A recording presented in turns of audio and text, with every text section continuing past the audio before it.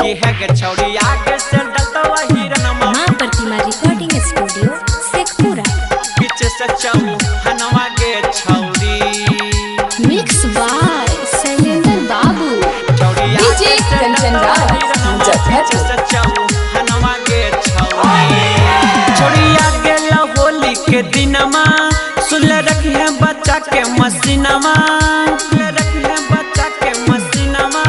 छौड़ी आगे होली के दिनमा सुन रखी है बच्चा के मसीनमा के छौड़ी की है गे छौड़ी आगे से डलता हिरनमा पीछे से पसा बनमा के छौड़ी की है गे छौड़ी आगे से डलता हिरनमा पीछे से चौहानवा के छौड़ी।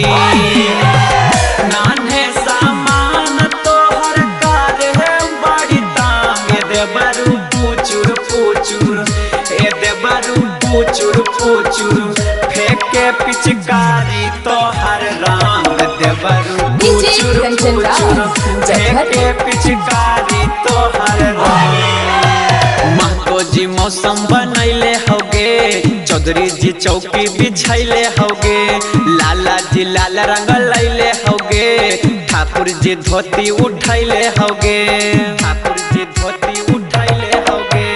महतो जी मौसम बनैले होगे चौधरी जी चौकी बिछैले होगे लाला जी लाल रंग लैले होगे ठाकुर जी धोती उठैले होगे उठैले होगे। पीछे पड़ल हो गौमा जबरबा कुछ करतो ने मंडल भरवा के छौड़ी की है गे छौड़ी आगे से डलता हिरनमा पीछे से पसा बनमा के छौड़ी की है गे छौड़ी आगे से डलता हिरनमा पीछे से चौहानवा के छौड़ी। संगे संगे बलमा जाला हो बैगनमा के खेत में संगे संगे बलमा जाला हो बैगनमा के खेत में तनको ना बलमा ला जाला हो बैगनमा के खेत में तनको ना बलमा ला जाला हो बैगनमा के खेत में तनको ना बलमा ला जाला।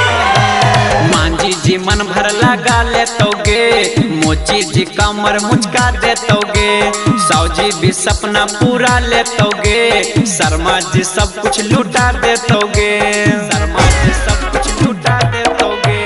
मांझी जी मन भर लगा लेतोगे मोची जी कमर मुचका देतोगे साउजी भी सपना पूरा लेतोगे शर्मा जी सब कुछ लुटा देतोगे झोली भर दे तो लालजीत राइटरबा फर दे तो त्रिलोकी घंघरबा के छौड़ी की है गे छौड़ी आगे से डलता हिरनमा पीछे से फसा बनमा के छौड़ी की है गे छौड़ी आगे से डलता हिरनमा पीछे से चौहानवा के छौड़ी।